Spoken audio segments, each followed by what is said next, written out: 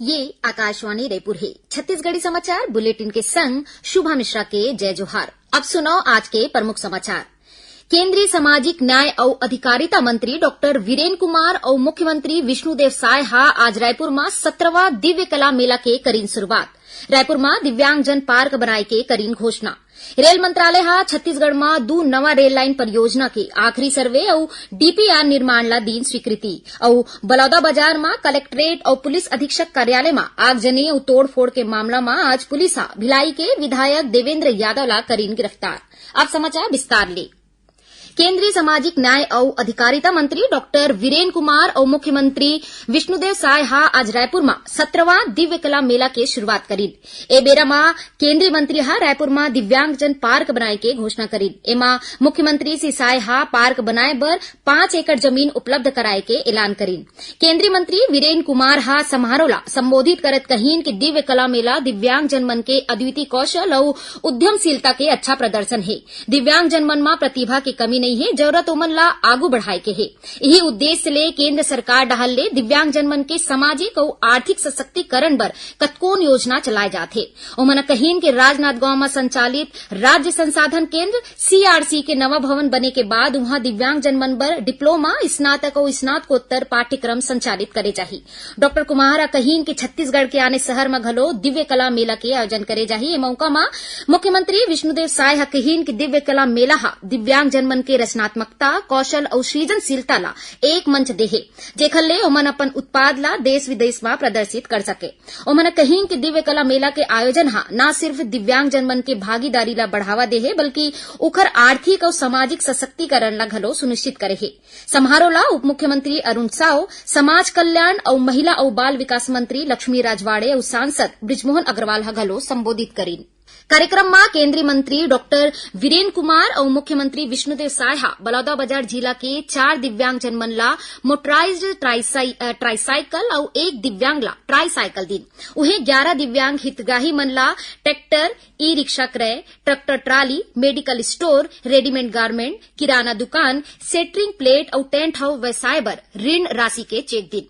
कार्यक्रम में मुख्यमंत्री श्री साय आकांक्षा इंस्टीट्यूट के विद्यार्थी मन ला ओखर मनमोहक प्रस्तुति बर पुरस्कार स्वरूप 51,000 रूपया के राशि के चेक दिन। मेला में मुख्यमंत्री ला हीरा धृत लहरे अपन हाथ ले बने पैरा शिल्प पोर्ट्रेट भेंट करीन।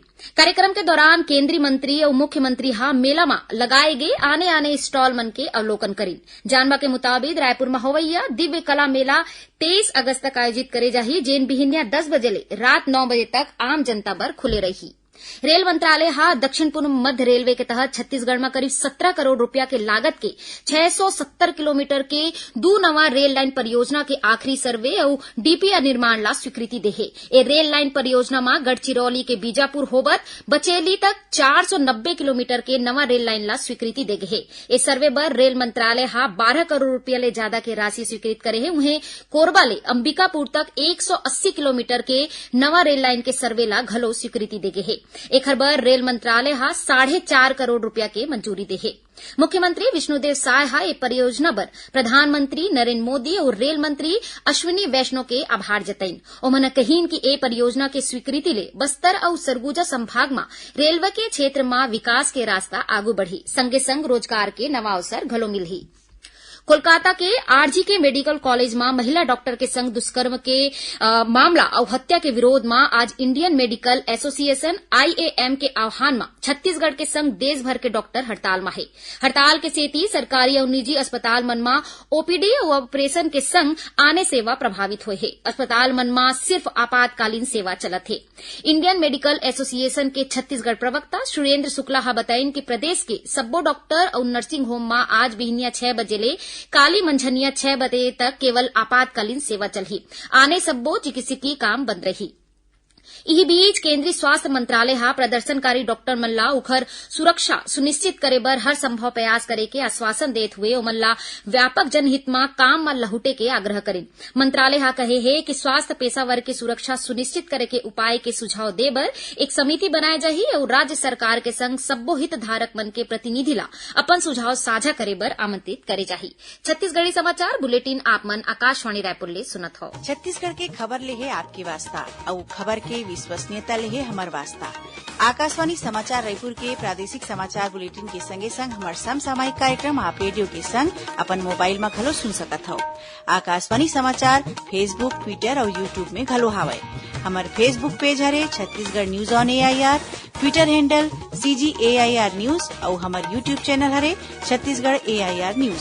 तो अब रेडियो के संगे संग आपके मोबाइल के माध्यम ले हम आप तक पहुंचत हन। छत्तीसगढ़ के हर खबर पर सुनत रहो आकाशवाणी समाचार। अब आगू बाढ़बो बाचे समाचार कोती।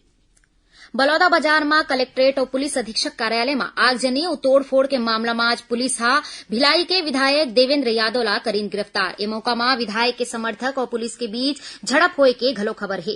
पुलिस राहल ले विधायक देवेंद्र यादव ला पूछताछ बर 3 बार नोटिस जारी करे गिरहिस, फिर नोटिस के बावजूद पूछताछ बर उपस्थित नहीं होए में ओला गिरफ्तार करेगिस। केंद्र सरकार नवा वैज्ञानिक तकनीक और किसान मन के पहुंच बनाए बर रेडियो में एक कार्यक्रम किसानों की बात शुरू करही। एक कार्यक्रम आकाशवाणी में प्रधानमंत्री नरेंद्र मोदी के मासिक कार्यक्रम मन की बात के तर्जमा हुई। केंद्रीय कृषि और किसान कल्याण मंत्री शिवराज सिंह चौहान के हिन की एक कार्यक्रम सितंबर में शुरू हुई। राज्य सरकार हा 19 अगस्त रक्षाबंधन परब में सार्वजनिक अवकाश घोषित करे है। सामान्य प्रशासन विभाग हा इस संबंध में अधिसूचना जारी कर दे है। जानवा के मुताबिक राज्य सरकार हा रक्षाबंधन के बेरा में पहली सामान्य अवकाश घोषित करे रहीस। अब नवा अधिसूचना के अनुसार 19 अगस्त के रक्षाबंधन परब में छत्तीसगढ़ में निगोशिएबल इंस्ट्रूमेंट एक्ट के तहत सार्वजनिक अवकाश रही। सुनैया मनला बतादन काली इतवार के हल्बी और गोंडी बोली में समाचार बुलेटिन प्रसारित करे जाही। ये दोनों बुलेटिन आकाशवाणी केंद्र जगदलपुर ले प्रसारित होही, जेला बस्तर संभाग में ही सुने जा सकी। हल्बी में समाचार बुलेटिन बिहनिया 7:30 बजे और गोंडी में समाचार बुलेटिन संझा 6:30 बजे प्रसारित करे जाही।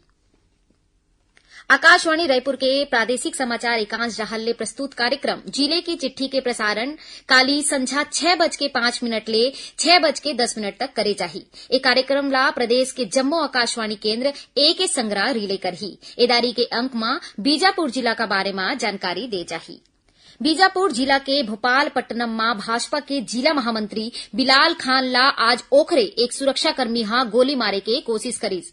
पुलिस अधीक्षक हा आरोपी जवान ला निलंबित करके ओखर खिलाफ विभागीय जांच के आदेश देहे। जानवा के मुताबिक आज बिहनिया भाजपा नेता के सुरक्षा में तैनात आरक्षक नागेश टिंगे हा नशा के हालत में घर में घुस के अपन सर्विस राइफल ले भाजपा नेता ऊपर गोली चलाए के प्रयास करीन। तब एक आने सुरक्षाकर्मी हा घर के दरवाजा बंद करके भाजपा नेता के जान बचाइस। जांजगीर के शासकीय TCL कॉलेज में 23वां राज्य स्तरीय बैडमिंटन प्रतियोगिता के आयोजन करेगी। 5 दिवसीय प्रतियोगिता में 25 जिला ले 171 खिलाड़ी मन भाग लीन। एमा राष्ट्रीय खिलाड़ी रायपुर के रौनक चौहान घलो शामिल हुईन। समापन कार्यक्रम में मुख्य अतिथि विधायक व्यास कश्यप हा विजेता खिलाड़ी मन ला पुरस्कार दीन। ए प्रतियोगिता में mix doubles, men's singles, women's doubles और वुमेन्स सिंगल खिलाड़ी मन के बीच मैच हुईस। ए दौरान अलग अलग आयु वर्ग के खिलाड़ी मन हा अपन खेल के प्रदर्शन करेन। आखिर में प्रमुख समाचार एक गौ फेर। केंद्रीय सामाजिक न्याय और अधिकारिता मंत्री डॉक्टर वीरेंद्र कुमार और मुख्यमंत्री विष्णुदेव साय हा आज रायपुर में 17वां दिव्य कला मेला के करीन शुरुआत। रायपुर में दिव्यांगजन पार्क बनाए के करीन घोषणा। रेल मंत्रालय हा छत्तीसगढ़ में 2 नवा रेल लाइन परियोजना के आखिरी सर्वे और DPR निर्माण ला दीन स्वीकृति। और बलौदा बाजार में कलेक्ट्रेट और पुलिस अधीक्षक कार्यालय में आगजनी और तोड़फोड़ के मामला में आज पुलिस भिलाई के विधायक देवेंद्र यादव ला करीन गिरफ्तार। एक संग छत्तीसगढ़ी समाचार बुलेटिन इही सिरावत है। जय जोहार।